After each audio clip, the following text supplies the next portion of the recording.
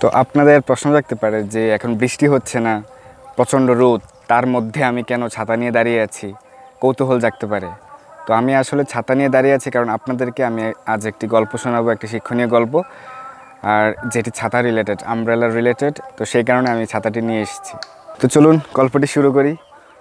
তো একবার এক দেশে 3-4 বছর ধরে কোনো বৃষ্টি হচ্ছিল না, প্রচণ্ড রকমের খরা, কোনো বৃষ্টির দেখা নেই, জলের পরিমাণ কমে গিয়েছিল, কোনো ফসল হচ্ছিল না 4-5 বছর ধরে। এবং খরার কারণে যেহেতু কোনো ফসল হচ্ছে না, কৃষকরা কোনো ফসল ফলাতে পারছিলেন না।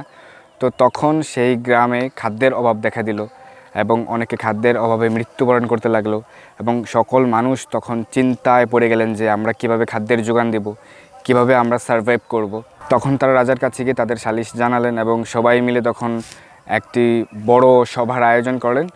তখন সেই সভায় সিদ্ধান্ত হলো যে বৃষ্টি হতে পারে তখনই যখন আমরা ভগবান শ্রীকৃষ্ণের উদ্দেশ্যে যজ্ঞ করব, তখন ভগবান শ্রীকৃষ্ণ সন্তুষ্ট হবেন এবং তিনি ইন্দ্রের মাধ্যমে বৃষ্টি প্রদান করবেন।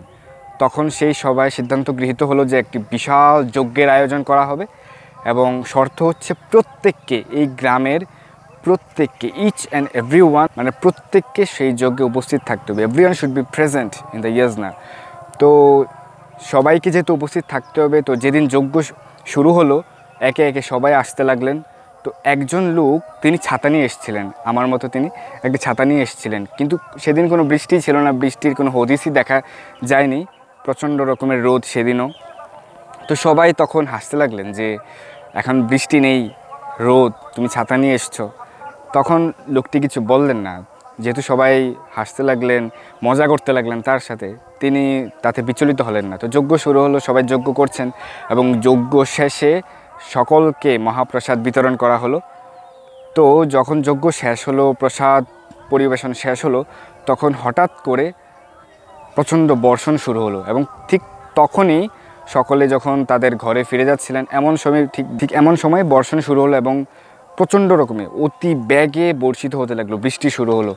তখন যেহেতু ছাতা রয়েছে মাত্র একজনের কাছে, তিনি তখন ছাতা নিয়ে দাঁড়িয়েছিলেন, আর 2-4 জন মিলে তার ছাতার নিচে এসে আশ্রয় নিল এবং তাকে কোশ্চেন করলো যে আপনি কিভাবে জানতেন যে বৃষ্টি হবে, আপনি কিভাবে ইঙ্গিত পেয়েছিলেন বৃষ্টির।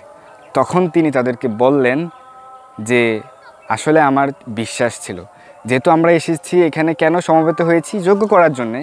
কেন যজ্ঞ করছি? কারণ যজ্ঞ করলে বৃষ্টি হবে, যজ্ঞ করলে ভগবান সন্তুষ্ট হয়ে বৃষ্টি প্রদান করবেন। তো সেই কারণে যেহেতু ভগবান বৃষ্টি প্রদান করবেন, বৃষ্টি হবে, তাহলে বৃষ্টি থেকে রক্ষা পাওয়ার জন্য আমি ছাতা নিয়ে এসেছি। তখন সবাই তাদের ভুল বুঝতে পারলেন এবং লোকটির যে ভগবানের প্রতি বিশ্বাস, সেই কারণে বাহবা দিতে লাগলেন, তার গ্লোরিফিকেশন করতে লাগলেন। তো আমরাও এই গল্পটি থেকে যেটি শিখতে পারি সেটি হচ্ছে যে বিশ্বাস, শ্রদ্ধা শব্দে বিশ্বাস কহে সুদৃঢ় নিশ্চয়।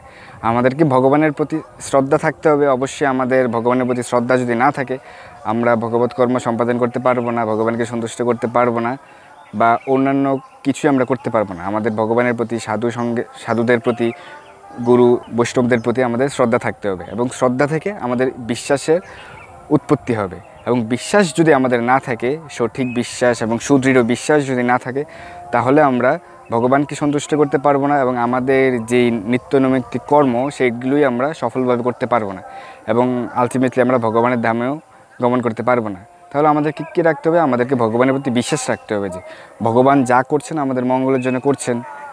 ভগবান যেহেতু এই কাজটি করছেন, বা আমি যে কাজটি করছি, আমি যেহেতু ভগবানকে স্মরণ করছি, তাহলে ভগবান অবশ্যই আমার মঙ্গলের জন্য এই সব কিছু করবেন। এই বিশ্বাসটুকু রাখতে হবে যে আমি যদি সাধুগুরু বৈষ্ণবদের সেবা করি, তাহলে আমি এই ভবসমুদ্র থেকে নিস্তার আমার লাভ হবে, আমি গোলক বৃন্দাবনে ভগবানের চিন্ময় ধামে গমন করতে পারবো। এই বিশ্বাসটুকু আমাদের সুদৃঢ়ভাবে থাকতে হবে। ভগবান বলেছেন, মা শুচহ, তুমি টেনশন করো না, তোমাকে উদ্বিগ্ন হতে হবে না, একমাত্র তুমি আমার আশ্রয় গ্রহণ করো, আমার শরণাগত হও, তাহলে আমি তোমাকে আমার চিন্ময় ধামে নিয়ে আসব। এবং যে ধামে এলে আর এই জড়জগতে ফিরে আসতে হবে না। ভগবানের ধামে যদি আমরা একবার গমন করতে পারি, বিরজা সমুদ্র পার হয়ে যে ভগবানের চিন্ময় ধাম রয়েছে, সেটি নিত্য। আমাদের এই জড়জগৎ নিত্য নয়, আমাদের একদিন না একদিন আমাদের মৃত্যু হবে এবং জন্ম মৃত্যুর যে সাইকেল, সেই সাইকেলে আমরা 84 লক্ষ জনে আমাদের ভ্রমণ করতে হচ্ছে। আমরা এটি থেকে মুক্ত হতে হলে আমাদেরকে কী করতে হবে? আমাদেরকে ভগবানের চরণে আশ্রয় গ্রহণ করতে হবে, ভগবানের প্রতি সুদৃঢ় বিশ্বাস থাকতে হবে, সাধুদের বাক্যের প্রতি সুদৃঢ় বিশ্বাস থাকতে হবে, তাহলে আমরা ভগবানের ধামে গমন করতে পারবো। এখানে একটি টার্ম রয়েছে যে বিশ্বাস এবং আমি কোনো কাজের প্রতি কোনো স্পৃহা পাই না, কোনো কাজের প্রতি আমার আসলে সিনসিয়ারিটি নেই, এই দুইটা কিন্তু ভিন্ন জিনিস। বিশ্বাস, ফেইথ অ্যান্ড সিনসিয়ারিটি, আমাদেরকে ভগবানের প্রতি, ভগবানের বাক্যের প্রতি, ভগবানের যে আস্থা, সেই আস্থার প্রতি, ভগবানের চরণের প্রতি, সাধুদের প্রতি আমাদেরকে বিশ্বাস রাখতে হবে, কিন্তু ইনসিনসিয়ার হলে চলবে না যে দূর যা হবার তা হবেই। এখন করোনা ভাইরাস শুরু হয়েছে, আমি মাস্ক পরিধান করব না, আমি যেই নিয়মাবলী আমাদেরকে পালন করা উচিত, স্যানিটাইজেশন ব্যবহার করা, প্রতিদিন বারবার হাত ধোয়া, ড্রেস চেঞ্জ করা, ড্রেস ধুয়ে দেওয়া, এইগুলো আমি করব না। আমার করোনা ভাইরাস দ্বারা আমি আক্রান্ত হব না, আমার এসব ভয় নেই। এগুলি হলো ইনসিনসিয়ারিটি। আমার যে আমি সাধুদের শ্রদ্ধা না করলেও চলবে, আমি ওই কাজটা না করলেও চলবে, আমার হয়ে যাবে, আমি ভগবানের ধামে চলে যেতে পারবো। ভগবানের প্রতি সুদৃঢ় বিশ্বাস থাকতে হবে, ভগবানের কথার প্রতি বিশ্বাস থাকতে হবে এবং সিনসিয়ার হতে হবে।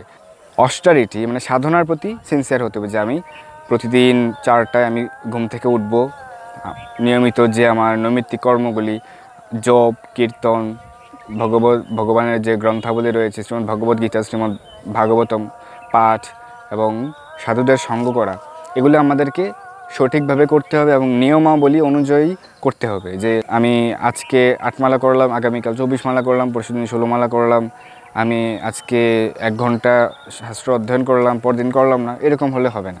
আমাদেরকে কনসিস্টেন্সি পালন করতে হবে, কনসিস্টেন্সি রক্ষা করতে হবে এবং সিনসিয়ারিটি রক্ষা করতে হবে। আমাদেরকে ইনসিনসিয়ার আমরা যেন না হই, সেটির প্রতি আমাদের খেয়াল রাখতে হবে এবং অবশ্যই অবশ্যই অবশ্যই ভগবানের প্রতি বিশ্বাস স্থাপন করতে হবে। হরে কৃষ্ণ।